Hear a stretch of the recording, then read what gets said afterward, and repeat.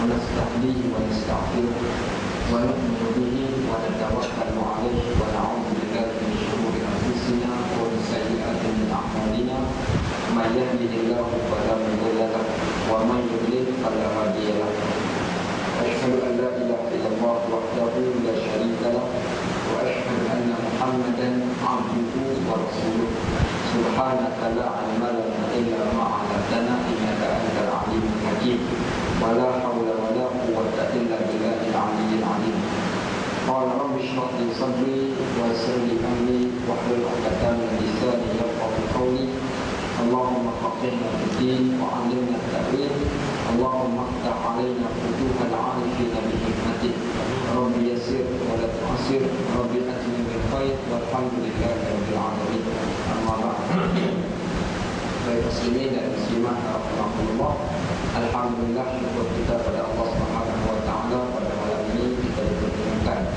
untuk kuliah bulanan kita dan tajuk yang telah diberikan untuk kita sama-sama menghayati iaitu tajuk berkaitan dengan Ya'juj dan Ma'juj. Iklan tulis Ya'juj dan Ma'juj T, tulisan yang betul J atau J, Ya'juj dan Ma'juj. Bila sebut cepat dia jadi Ya'juj dan Ma'juj. Ini sebutan slang lah kita letak. Sebenarnya tulis kat poster tu bacaan slang. Yang betulnya Ya'juj wa Ma'juj. Inna Ya'juj wa Ma'juj mufsiduna fil ardh. Bagaimana yang disebutkan kat dalam Al-Quran. Baik. Yang kedua, kenapa kita sentuh berkaitan tentang Ya'juj dan Ma'juj? Saya pun sebut Ya'juj dan Ma'juj.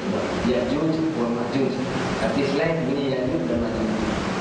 Baik, kenapa kita sentuh dan kenapa kita nak ambil tahu berkaitan tentang Ya'juj dan Ma'juj?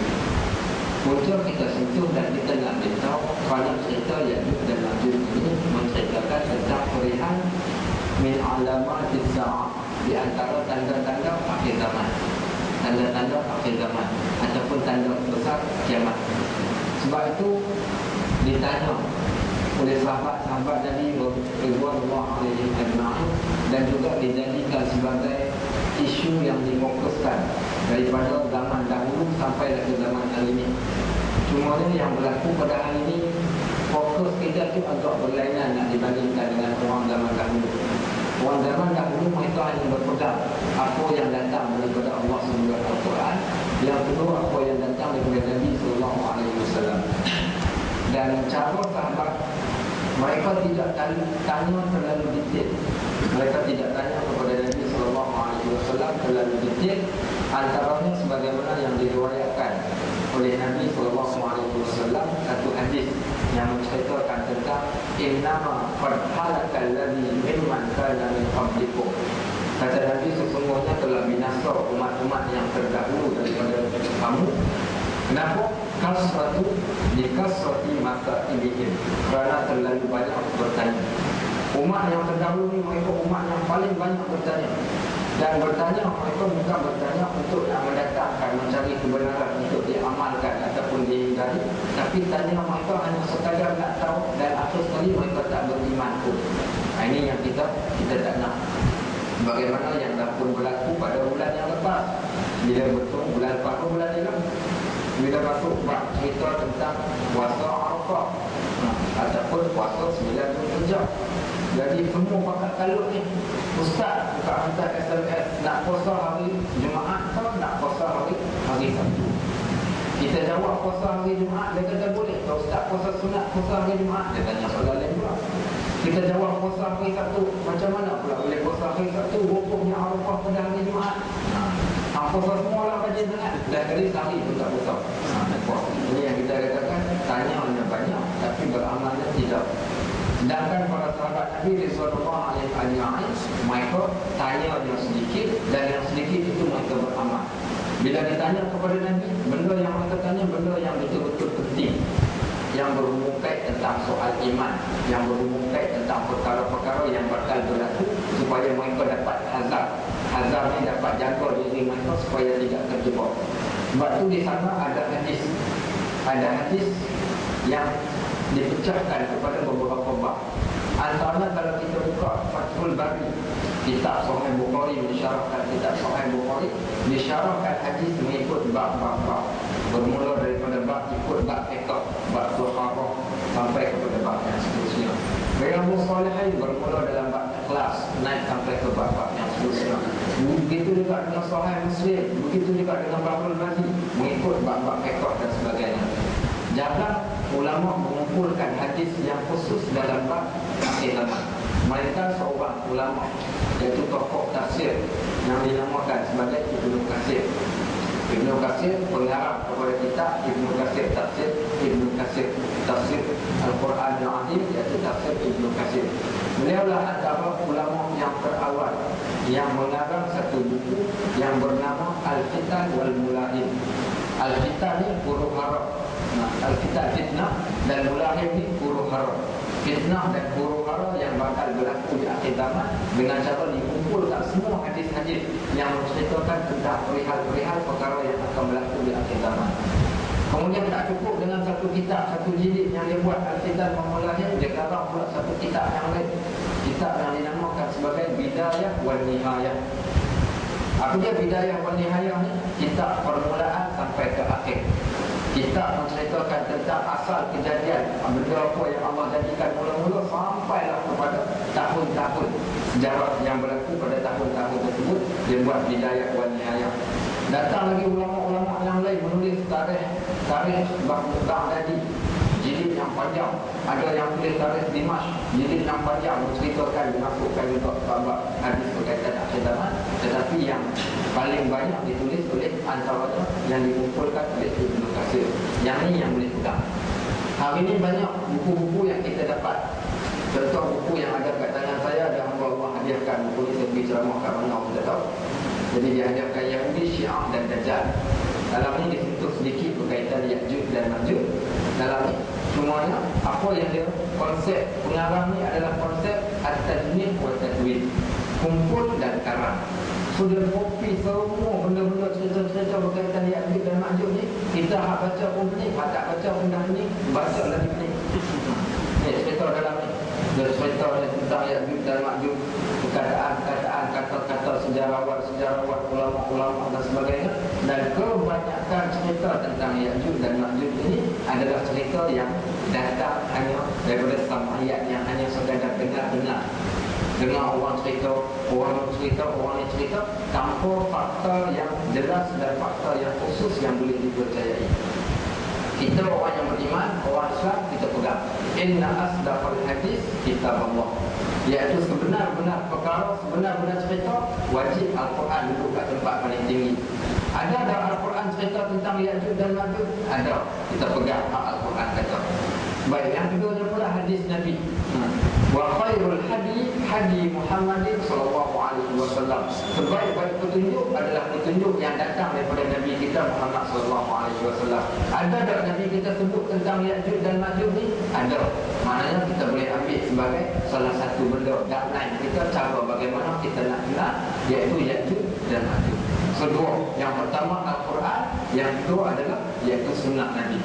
Baik, yang ketiga iaitu aqwal sahabat, cakap-cakap para sahabat yang mana mereka pernah duduk dengan Nabi SAW. Sebab kebanyakan hadis tentang akhir zaman ini datang daripada beberapa orang sahabat. Antara salah satunya, kalau kita melihat hadis-hadis akhir zaman, banyak diriwayatkan oleh salah seorang sahabat Nabi. Dan beliau juga adalah salah seorang sulit Nabi. Siapa namanya? Huzaifah bin Yaman. Ini orang yang paling banyak meriwayatkan hadis tentang akhir zaman. Sebab itu siapa yang buka kitab buku hadis akhir zaman ni, kita akan bertemu dengan Huzaifah bin Yaman, salah seorang tokoh yang mengetahui, yang banyak bertanya berkaitan tentang perkara-perkara yang bakal berlaku. Baik, antaranya ulama-ulama di Malaysia pula yang mengumpulkan hadis-hadis akhir zaman ni, salah seorangnya ulama Indonesia tapi menetap di Malaysia dah lama, dah jadi orang Malaysia, iaitu Syekh Fahmi Zamzam ataupun Ustaz Fahmi Zamzam daripada Kedah, iaitu sahabat kepada Syekh Nuruddin Al-Banjari. Mereka dua orang ni datang daripada Banjar, Indonesia, dan sekarang ni berada di Malaysia dah lama daripada dahulu. Dia juga mengarang satu kitab buku hadis, 40 hadis cerita tentang akhir zaman. Dan dimasukkan juga dalam tu cerita berkaitan Ya'juj dan Ma'juj. Baik, bila kita teliti semua dalil-dalil ini, maka kita akan dapati di sana cerita tentang Ya'juj dan Ma'juj ini tidaklah Nabi SAW menceritakannya secara detail. Begitu juga dengan Al-Quran, tidaklah juga Al-Quran itu ceritakan secara detail, melainkan cerita menunjukkan benda itu akan berlaku. Bagaimana keadaannya berlaku hanya sekadar diceritakan pada, kita katakan, satu lapisan sahaja, tidak sedetail-detailnya. Ada manusia yang suka cari detail. Sebagaimana pagi tadi kita orang belajar tafsir surah Mudassir, diceritakan tentang Allah sebut iaitu alaiha tis'ata asyar, malaikat jaga neraka ni ada 19 orang malaikat. Apa tujuan Allah sebut keadaan 19 tadi? Kerana sebagai ujian kepada orang-orang yang kafir. Orang kafir dia suka cari nombor, suka cari nombor-nombor yang tertentu, dia suka cari rahsia-rahsia. Kenapa? Adapun orang yang beriman, kata Allah, mereka tak pedulikan semua tu. Bila mana mereka mengetahui benda ini datang daripada Allah, maka mereka yakin benda tu pasti akan berlaku. Kami tak syak ragu-ragu sedikit pun. Ini pendirian kita yang pertama sebelum kita start. So, cerita Ya'juj dan Ma'juj diceritakan di dalam Al-Quran, disebut di dalam hadis. Maknanya cerita ni adalah cerita yang benar. Tetapi di sana banyak orang yang buat kajian-kajian yang datang daripada sangkaan buat. Maka kat situ kita akan dapati banyak cerita-cerita yang pelik-pelik. Contoh diceritakan tentang bagaimana bentuk Ya'juj dan Ma'juj. Ada yang mengatakan tingginya 4 hasta, ada yang mengatakan mukanya lebar, ada yang mengatakan telinga ni macam telinga gajah bila dia tidur, dia akan tidur kat atas telinga. Jawapan kita, kalau kita tidur kat atas telinga juga dalam ni. Maknanya macam-macam hal-hal yang pelik-pelik yang menceritakan tentang Ya'juj dan Ma'juj ini. Dan ini hakikatnya, dan Ya'juj dan Ma'juj antara cerita yang terdapat pada hadis akhir zaman. Di antara tanda-tanda hadis akhir zaman. Satu hari Nabi SAW masuk ke dalam masjid. Masuk dalam masjid melihat beberapa orang sahabat sedang bersembang. Nabi tanya mereka, apa yang kamu bualkan? Kata sahabat-sahabat Nabi radhiyallahu alaihim ajma'in, kami berbual berkaitan tentang min alamatis sa'ah, tentang tanda-tanda hari kiamat. Maka Nabi SAW pun bila mana mereka menceritakan, Nabi tambahkan lagi, Nabi mengatakan tidak akan datang hari kiamat melainkan bila berlaku sekian dan sekian, termasuk di dalamnya antaranya kedatangan Ya'juj dan Ma'juj. Adakah waktu tertentu sahabat tu saya, ya Rasulullah, apakah Ya'juj dan Ma'juj, macam mana bentuknya? Tak tanya. Menunjukkan mereka apa saja yang Nabi sebut, wa ma atakumur rasul faqulu wa ma nahakum anhu fantahu. Apa yang Nabi bagi mereka terima, apa yang Nabi larang maka mereka tinggalkan. Bila mana mereka tahu tentang Ya'juj dan Ma'juj ini, maka mereka buat persiapan. Apa persiapan mereka? Persiapan iman contohnya. Nah, yang itu kita akan ambil dalam bab khulasah ataupun kesimpulan yang kita akan baca. Baik. Bila berkaitan tentang Ya'juj dan Ma'juj, mula-mula kita buka dahulu apa yang terdapat dalam Al-Quran. Siapa yang buka? Yang pertama surah Yasin, surah Al-Anbiya ayat 95-96. Yang kedua pada surah Al-Kahfi. Nah, surah Al-Kahfi iaitu ayat 83 sampai kepada ayat 83 sampai kepada ayat 98. Sampai kepada ayat yang ke-9 98 di dalam surah Al-Kahfi, antara ayat-ayat terakhir dalam surah Al-Kahfi. Baik, yang pertama kita tengok dalam Al-Quran apa yang Allah ceritakan berkaitan Ya'juj dan Ma'juj. A'udzu billahi minasyaitonir rajim wa yas'alunaka 'anil qarnain. Dimulakan ayat ini iaitu bila mana datang orang-orang kafir. Datang orang-orang kafir, antaranya orang-orang kafir yang hidup pada zaman Nabi SAW. Yas'alunaka 'anil qarnain. Mereka bertanya kepada engkau wahai Muhammad tentang cerita Zulkarnain. Sebab sebelum kita nak tahu cerita Ya'juj dan Ma'juj ni, kita nak kenal pula siapakah dia orang yang dinamakan sebagai Zulkarnain ini. Zulkarnain ini adalah bahasa Arab, terdiri daripada dua kalimah perkataan. Yang pertama Zu, yang kedua Al-Qarnain. Bila digabungkan jadilah Zulkarnain. Dimelayukan jadi Zul. Kita Arab disebut Zulkarnain. Apa maksudnya? Maksudnya cukup pelik. So, siapa nama Zulkarnain ni ikut pasal bapak dia lah. Kalau bapak dia namakan anaknya sempurna cerita Zulkarnain ni, maka alhamdulillah. Tapi kalau sengaja tak letakkan, ini pelik. Sebab maksudnya maksud yang pelik. Apa maksud Zulkarnain? Zul adalah orang, Qarnain yang mempunyai dua tanduk. So orang yang mempunyai dua tanduk, itu maksud nama Zulkarnain. So apa sahabat-sahabat kita nama Zulkarnain itu, maknanya orang yang mempunyai dua tanduk. Tahun depan boleh korban. Okey, boleh. Muslimin dan muslimat yang dirahmati Allah. Baik, cerita tentang Zulkarnain saya ambil petikan. Cerita bukan cerita, tak katakan dongeng, dakwaan. Ini dakwaan ahli-ahli sejarah pada hari ini. Sebab kalau saya dah buka tafsir, saya buka tafsir Ibnu Katsir, saya buka tafsir Munir dan beberapa tafsir yang lain, semua tak cerita secara detail tentang Zulkarnain, hanya menyebut seorang lelaki soleh, seorang lelaki yang baik. Okey.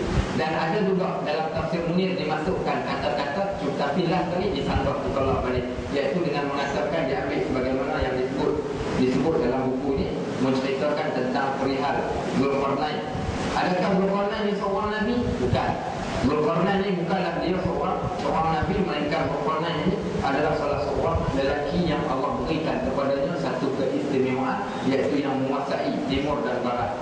Baik, maka katanya diriwayatkan di sini, dia mengatakan bahawasanya Zulkarnain itu yang disebut itu adalah orang yang berada pada sejarah Greek kuno sebagai Alexander the Great. Yang Mak Saleh percaya, orang Yahudi percaya, Mak Saleh percaya pada hari ini, kita orang Melayu pun ramai yang percaya. Saya semalam pergi posted benda kat kedai pukul 12 malam, tiba terjumpa dengan seorang profesor daripada UTM. Jumpa kata-kata, Ustaz, malam itu ceramah tajuk bagus Ustaz. Dia kata, mana tahu? Dia kata, ada saya tengok dalam Facebook. Dia pun kata, panggil tarik saya kat sebelah.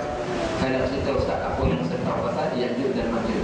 Dia pun keluarlah teori-teori dia. Dia pun cerita tentang standar Zulkarnain ni, siapa. Kemudian daripada mana bukit, macam mana bukit barang. Saya kata daripada mana dapat hasil daripada bacaan, sangkut dengan tembok besar Cina dan sebagainya. Ini semua adalah dakwaan, sekadar orang kata apa, kajian yang tidak boleh dibuktikan pun, sekadar dakwaan sebagaimana yang disebut kat sini. Maka dia kata Iskandar Zulkarnain ini adalah Alexander the Great dari empire Makedonia. Makedonia pada zaman dahulu. Baik, ataupun yang disebut sebagai penakluk agung yang berasal daripada bumi Parsi. Yang kat sini Ibnu Katsir ambil. Dia orang ambil daripada Ibnu Katsir. Ibnu Katsir mengatakan Zulkarnain ini adalah orang yang datang daripada Parsi, seorang lelaki yang soleh, yang menguasai timur dan barat. Adapun kat sini dia kata dia ni datang daripada Greek, yang dinamakan sebagai Alexander the Great. Dan kat sini timbul perselisihan. Sebahagian mengatakan Alexander the Great itu adalah Iskandar Zulkarnain, dan ulama-ulama Islam sebahagian besar menolak dengan mengatakan Alexander the Great ini bukan Iskandar Zulkarnain. Apa puncanya? Puncanya satu sahaja. Adapun Alexander the Great itu adalah orang yang tidak beriman dengan Allah. Dia tak beriman dengan Allah. Bagaimana pula dalam ayat dalam surah Kahfi ini menceritakan, sekejap lagi kita akan baca ayatnya, yang menceritakan bagaimana dia mengajak manusia kepada kebaikan. Sedangkan Alexander the Great itu bukanlah seorang Muslim, bahkan beliau antara penyembah berhala. So kat sini ada berlaku kontradiksi. Sebab itu kita menolak dengan mengatakan Alexander the Great itu bukan orang yang dinamakan sebagai Iskandar Zulkarnain. Maka siapa dia? Bagi kita dalam kitab-kitab tafsir hanya mengatakan beliau adalah orang yang soleh, seorang lelaki yang soleh yang Allah berikan kepadanya kelebihan. Maka di sana disebut dua penguasa ataupun sultan yang memerintah dunia. Ada dua orang pemerintah dunia.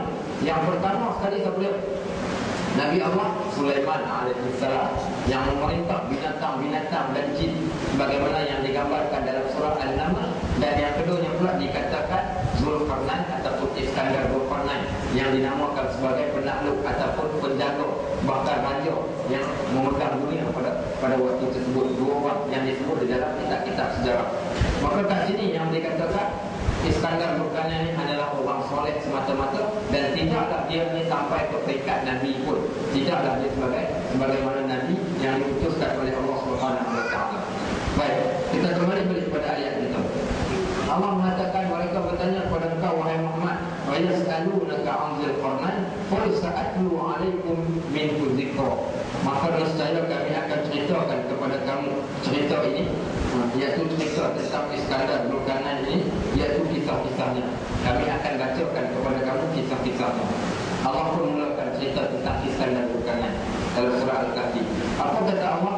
Inna makanna lahu fil ard wa atainahu min kulli syai'in sababa.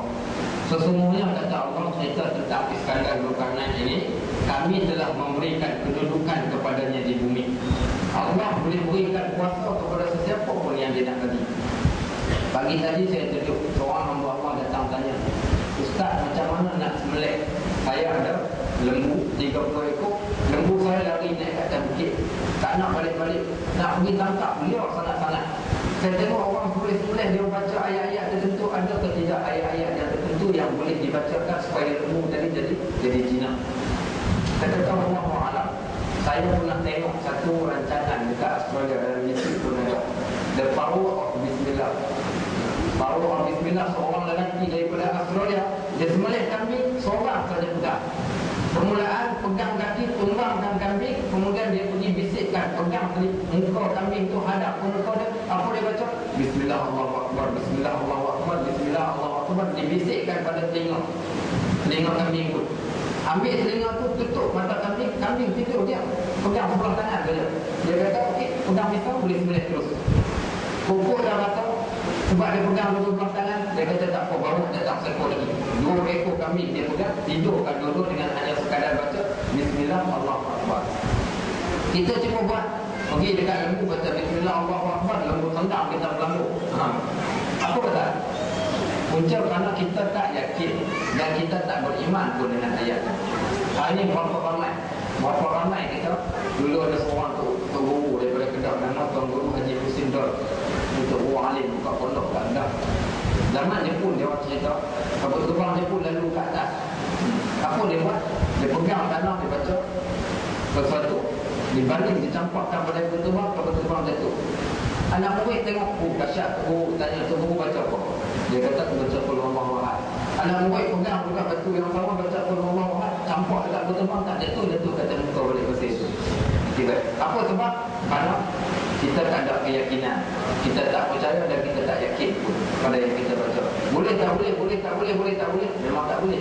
Sebab tu kadang-kadang ada orang buat pagar rumah, bila dia pagar tak menjadi. Kenapa tak menjadi? Sebab keyakinan dia, pegangan dia dengan Al-Quran tu tak seberapa berbanding dengan orang yang betul-betul percaya, maka dia buat jadi. Sebut nama Allah dia kadang-kadang, tapi benda terjadi.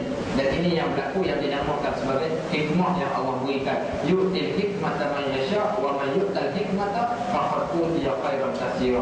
Allah boleh berikan hikmah kepada sesiapa yang dia nak. Apa yang Allah berikan hikmah tu, maka dia telah dapat kebaikan yang teramat banyak. Ini kepakaran. Ada orang yang mempunyai kepakaran yang berbeza-beza. Nabi Allah Daud alaihissalam, kepakarannya dalam bab besi, buat pedang, melemburkan besi, itu kepakarannya.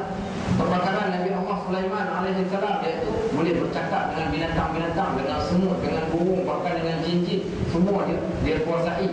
Kepakaran Nabi kita Muhammad SAW, iaitu mukjizat Al-Quran yang Allah Subhanahu Wa Taala berikan, masing-masing mempunyai kepakaran yang tertentu. Yang datang kuasa ini datang daripada Allah Subhanahu Wa Taala, maka tak mustahil sikit pun. Kadang kita tengok orang yang biasa tapi Masya Allah bisa mulut, maknanya bila dia bercakap benda terjadi. Ramai orang yang bukan untuk bohong lah, dia boleh berubat. Bila dia berubat, Masya Allah, siapa pernah pergi Darul Syifa kat Ar-Rahman Solat tu belakang, dia orang cerita orang yang ambil sijil daripada Tok Guru Haruddin, Datuk Haruddin. Dia orang kata Tok Guru Haruddin berikan kepada kami doa-doa, ayat-ayat yang panjang-panjang untuk dihafal. Kita akan kata kita orang hafal. Bila nak berbati orang yang punya sakit-sakit ni, kami bacakanlah apa yang diberikan.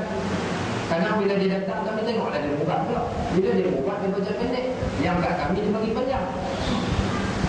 Itu yang boleh. Saya tanya dia orang apa berkalahnya macam tu. Dia kata itulah maknanya keberkatan orang. Keberkatan orang, walaupun dia baca benda yang pendek, tapi disebabkan hubungan dia dengan Allah, maka Masya Allah menyebabkan benda tu jadi mujarab, istijab. Jadi istajab, kita kata mustajab. Doa itu doa yang mustajab, karena Allah berikan kelebihan kepada orang-orang yang dia nak. Wa tu'izzu man tasha' wa tudhillu man tasha'. Allah boleh muliakan orang yang dia nak mulia, Allah boleh hina orang yang dia nak hina. Dan ini antara Zulkarnain ini antara orang-orang yang Allah Subhanahu wa taala muliakan. Sebagaimana kisah Luqmanul Hakim. Luqmanul Hakim orang yang dia bukan nabi. Adakah dia wali? Tak disebut pula dia wali, tapi orang yang hebat, yang dirakamkan ceritanya di dalam Al-Quran pada kehebatan mereka, orang yang tunduk dan patuh pada Allah Subhanahu wa taala. Sebagaimana juga dengan Zulkarnain. Mustahil Allah akan berikan ini kepada Zulkarnain kalau sekiranya beliau bukan orang yang Islam, yang tunduk dan patuh pada Allah. Maka Allah kata, inna makanna lahu fil ardh wa atainahu min kulli syai'in sababa. Kami telah memberi kedudukan kepadanya di bumi dan kami telah memberikan jalan kepadanya untuk mencapai setiap sesuatu. Apa yang Allah berikan? Maksud dua tanduk ini kerana dia menjaga dua tempat, timur dan barat. Menunjukkan hebat. Sibuknya saya ingat waktu tersebut saya berusrah dengan Dr. Zaharuddin Abdul Rahman. Dr. Zaharuddin salah seorang nakib usrah saya. Usrah untuk kita orang pimpinan pelajar waktu tak jauh dahulu. Waktu usrah kami adalah lepas subuh. Subuh pukul 4 pagi, 4:30 pagi dia dah tunggu dah dekat tempat yang dijanjikan. So kita akan datang lepas subuh. Dia tak kali usrah semua buat lepas subuh. Ada orang yang datang lewat, dia akan minta excuse, beritahu dan minta maaf Ustaz lewat gitu gini. So saya teringat satu kata-kata dia. Dia kata, kamu tahu cerita Iskandar Zulkarnain. Iskandar Zulkarnain dia jadi raja yang menjaga timur dan barat. Walaupun dia menjaga timur dan barat, dia masih lagi boleh menguruskan hidup dia. Tak ada masalah, dia boleh jadi hamba yang patuh, taat pada Allah. Ceritanya seorang sahabat kami ni tak boleh pergi solat jemaah waktu subuh. Jadi dia kata, minta maaf Ustaz, malam tidur lewat. Jadi tak boleh pergi solat berjemaah. Dia kata, kalau kita tengok bagaimana Allah berikan kuasa kepada Iskandar Zulkarnain, makin hebat dia jadi disebabkan pada makin hebat dan makin dekat hubungannya dengan Allah Subhanahu wa taala. Sebab itu terutama orang-orang yang nak jadi dai. Kita kat sini mungkin adik-adik kita yang mengikuti usrah jemaah Islam. Kita nak jadi dai, nak ajak orang ni kepada kebaikan, tapi kita tak ada sandaran. Kita tak ada backup yang kuat. Kita pakai kita punya power bank, kita tak boleh beli RM10 punya. Kita punya apa namanya pendrive, kita tak boleh ambil RM1 dengan RM2 pendrive yang besar. Ataupun kita pakai power bank bateri charger yang kuat, walaupun nak menampung bebanan kesulitan yang bakal kita hadapi. Sebab tu Allah janjikan beberapa benda, antaranya dalam surah Muzammil. Surah Muzammil Allah sebut, ya ayyuhal muzammil qumil laila illa qalila nisfahu aw inqus minhu qalila aw zid alayhi wa rattilil qur'ana tartila inna sanulqi 'alaika qawlan thaqila. Allah cerita kepada Nabi, turunkan satu ayat, hey Muhammad, bangunlah di tengah malam sedikit, separuh ataupun kurang, ataupun tambah lagi lebih banyak, bacalah Al-Quran. Kenapa? Kerana kami akan berikan kepada engkau satu tugasan yang cukup berat. Bila mana tugas itu berat, maka Allah jadikan benda untuk nak ringankan bebanan tadi dengan cara hampirkan diri pada Allah dengan cara bangun di tengah malam. Maka ini antara kelebihan yang Allah berikan kepada orang-orang yang tertentu, antaranya kepada Iskandar Zulkarnain ini. Baik, maka katanya wa atainahu min kulli syai'in sababa. Maka kami telah berikan jalan kepadanya untuk mencapai setiap sesuatu. Allah beri power pada dia ni, dia boleh buat benda yang dia nak buat. Bayangkan tengok timur dan barat, berapa jarak tu punya jarak yang terlalu jauh, tapi dia boleh sampai pada waktu tersebut. Fa'atba'a sababa. Maka dia pun menempuh satu jalan. Allah benarkan dia bagi izin untuk berjalan ke atas muka bumi ni. Wallahu ta'ala alam, bagaimana langkah dia kita tak tahu. Berapa besar langkahnya, bagaimana kenderaan yang dia nak, wallahu ta'ala alam, kita tak diceritakan pun. Tapi ini yang berlaku, maknanya dia boleh berjalan daripada timur pergi ke barat. Hatta idza balagha ma'rib asy-syamsi wajadaha ta'rudu fi 'ainin hami'atin wa wajada 'indaha qauma. Maka bila dia berjalan tu, sampailah ketika dia sampai di satu tempat matahari terbenam. Baik, tempat matahari terbenam ini dikatakan mereka tempat itu adalah tempat kawasan penduduknya adalah penduduk yang paling miskin. Dan miskinnya diceritakan sampai ke satu tahap rumah mereka tidak berbumbung mengikut tafsir. Dia sampai kat satu tempat hatta idza balagha ma'rib asy-syams. Tempat mana yang dia sampai? Iaitu tempat matahari terbenam. Kat mana tempat matahari terbenam ni?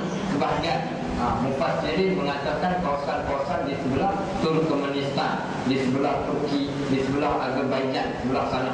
Dikatakan sebelah sana. Baik, maka dia melihat matahari itu terbenam di dalam sebuah mata air yang berlumpur hitam.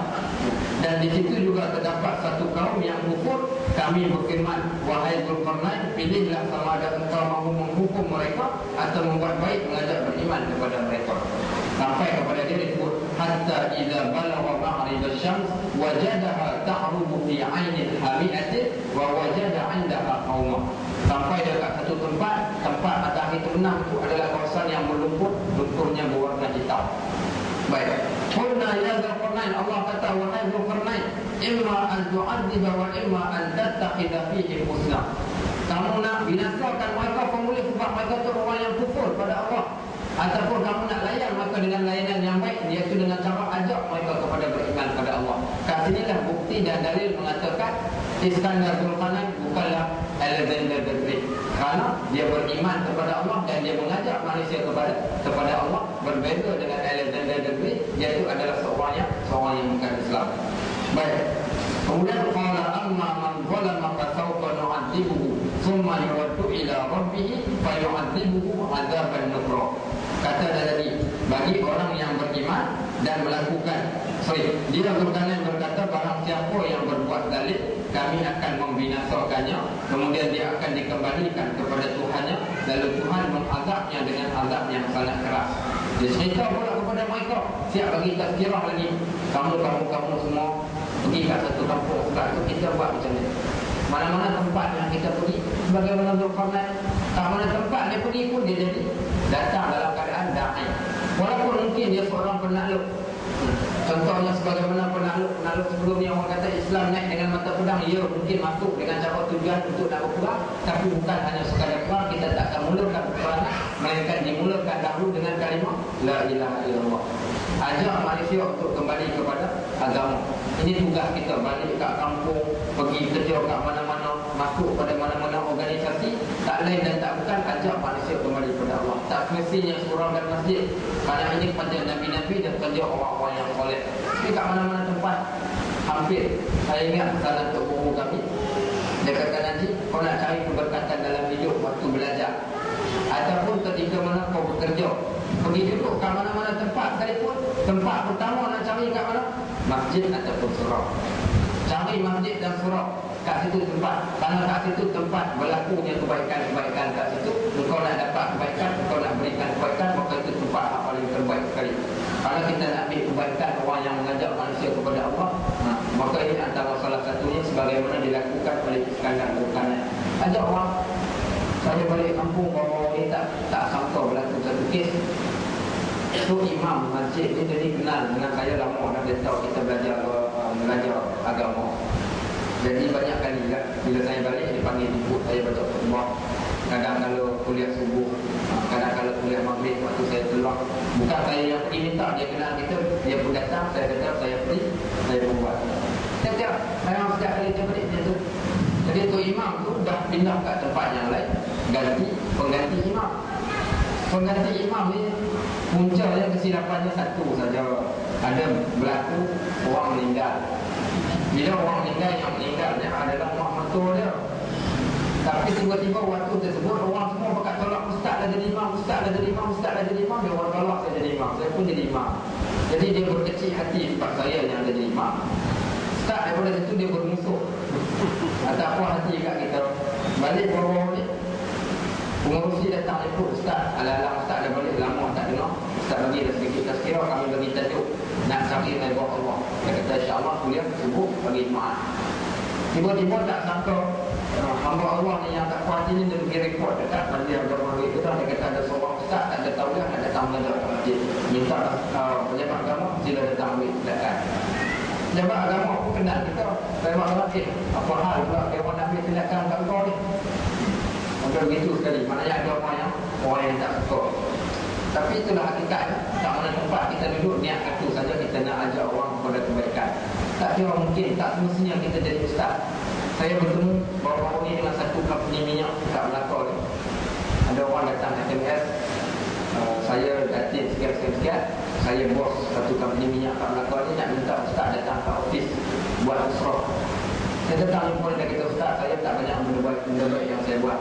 Cuma mudah-mudahan dengan saya anjurkan majlis yang macam ni, Islam agama ni dapat sampai kat pekerja saya. So Allah berikan pahala yang sebaik-baiknya kat saya. Ini semua kena ada sifat-sifat yang macam ni kat tempat kita duduk. Jadilah kita damai. Sebab Allah SWT sebut, وَمَنْ أَحْسَنُ قَوْلًا مِمَّنْ دَعَا إِلَى اللَّهِ وَعَمِلَ صَالِحًا وَقَالَ إِنَّنِي مِنَ الْمُسْلِمِينَ.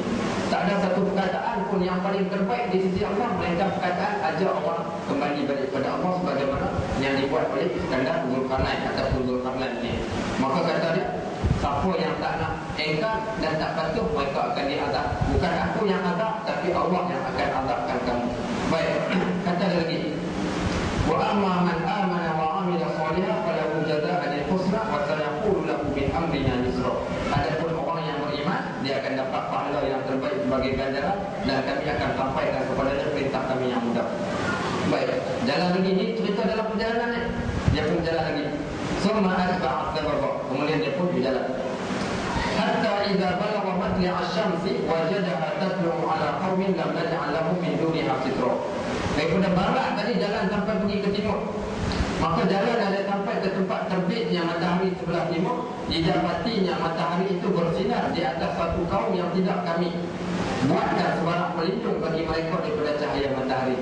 Orang yang terlalu miskin dan terlalu susah sampai kat tempat tadi, orang yang tak ada bumbung pun bahkan panas terik matahari pada waktu tersebut.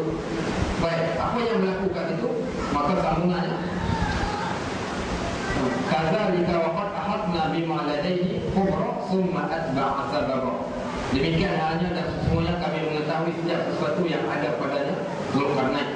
Kemudian dia berpatah menempuh satu jalan yang lain pula. Bertemu dengan satu kaum, dia berjalan lagi. Maka sebab itu yang dikatakan cerita-cerita dalam ini semuanya digambarkan, iaitu perihal negara-negara yang berada di sebelah timur. Bermula daripada kawasan Azerbaijan, Uzbekistan, bawa pergi sampai ke Pakistan. Mengikut kitab tafsir, daripada tafsir Ibnu Katsir dan sebagainya, menunjukkan kepada tempat-tempat yang sebegitu. Baik, kemudian dia kata lagi, hatta idza balagha baina saddain wajada min dunihima qauma la yakaduna yafqahuna qawla. Ini tak cerita dia. Apa kata dia? Hingga dia sampai di antara dua gunung, dan didapatinya di belakang kedua gunung itu satu kaum yang hampir tidak memahami percakapan. Iaitu maknanya dia kata, mereka tak dapat memahami bahasa orang lain, bahkan bahasa mereka sangat jauh beza dengan bahasa orang lain, dan mereka tidak dapat menerangkan maksud mereka dengan jelas kerana kurang cerdasnya mereka pada waktu tersebut. Dia bertemu dengan satu kaum yang terlalu pelik. Bahasanya bahasa yang pelik, tak ada siapa pun yang dapat memahami apakah yang dicakapkan oleh kaum tadi. Dia cerita Iskandar Zulkarnain. Baik, qalu ya Zulkarnain inna Ya'juj wa Ma'juj mufsiduna fil ardh. Mereka mengadu kepada Iskandar Zulkarnain. Katanya sesungguhnya Ya'juj dengan Ma'juj. Nah, ini baru Ustaz cerita Ya'juj dan Ma'juj. Sesungguhnya Ya'juj dan Ma'juj itu telah melakukan kerosakan di atas muka bumi. Fahal naj'alu laka kharjan ala an taj'ala bainana wa bainahum sadda. Boleh tak kami nak minta tolong engkau?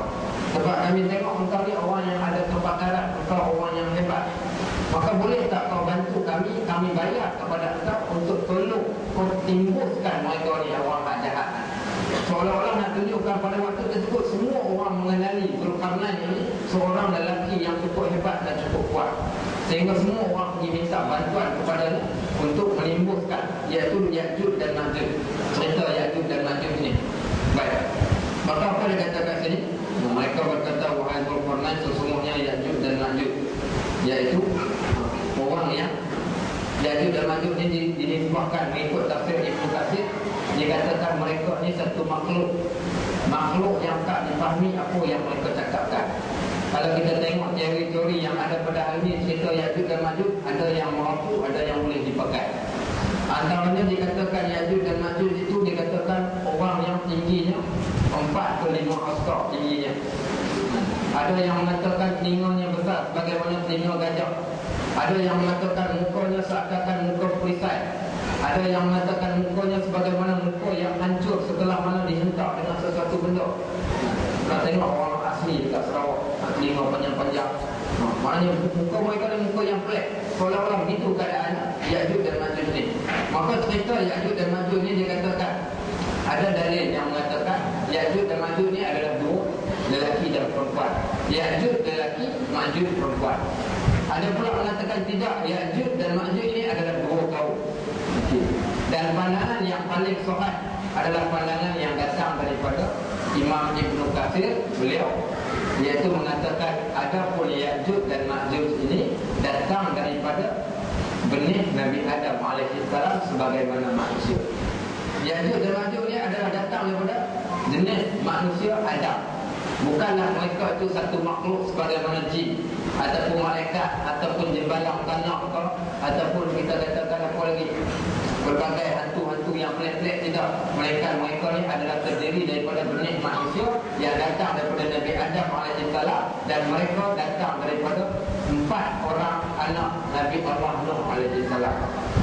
Nabi Allah Nuh alaihissalam, kalau siapa baca tafsir surah Nuh, diceritakan tentang anak-anaknya. Antara anak-anaknya bernama Ham, antara anak-anaknya bernama Yafis, antara anak-anaknya bernama Sam. Daripada Sam ini lahirnya kumpulan, iaitu orang-orang Arab yang ada pada hari ini. Daripada Ham ni pula, Ham ni pergi ke barat. Jadilah Muhammad Saleh, semua hidup mancung daripada barat, datang daripada keturunan Nabi Allah Nuh. Datang mana? Kapal yang Nabi Allah Nuh buat, dibawakan anak-anaknya. Seorang anaknya derhaka tak nak ikut, tinggal 3 orang. Maka 3 orang ni lah yang berpecah menjadikan semua umat manusia di seluruh dunia. Kerana bermula daripada Nabi Adam alaihissalam sampai Nabi Idris dan sebagainya, sebelum Nabi Datuk, semua beriman kepada Allah. Start manusia menyembah berhala pada zaman Nabi Allah Nuh. Dia buat kapal, bawa naik binatang-binatang secara berpasang-pasangan, dan manusia secara berpasang-pasangan, bersama-samanya adalah anak-anaknya. Bawa anak-anaknya dan diturunkan pada tempat-tempat yang tertentu. Maka dikatakan dalam tafsir, Ham turun di Eropah pada hari ini. Kemudian yang pula Sam turun di tanah Arab yang keluarnya bangsa Arab. Dan yang ketiga Yafis. Yafis ni kat mana berhentinya? Dikatakan diturunkan di Turki. Sebahagiannya mengatakan diturunkan di Parsi. Kerana berbeza orang Arab, orang Parsi dan orang Barat. Rupa Barat agak berbeza. Maka daripada Yafis inilah keluarnya Ya'juj dan Ma'juj. Daripada jenis bangsa-bangsa manusia ni keluarnya Ya'juj dan Ma'juj, iaitu yang datang daripada benih Nabi Allah Nuh alaihissalam. Ini antara qaul yang tidaklah dikatakan muhtamad, antara qaul yang boleh dipakaikan berkaitan dalam bab cerita Ya'juj dan Ma'juj ni. Maknanya ceritanya, maka dia datang tentang daripada benih Nabi Adam alaihissalam. Baik, kita ambil satu hadis. Antaranya hadis daripada An-Nu'as, daripada Nabi SAW, baginda menjelaskan Allah Subhanahu wa taala telah mengeluarkan Ya'juj dan Ma'juj. Mereka turun dengan cepat. Dia ambil satu quotekan satu ayat daripada surah Al-Anbiya, ceritakan bagaimana Ya'juj dan Ma'juj ini turun dengan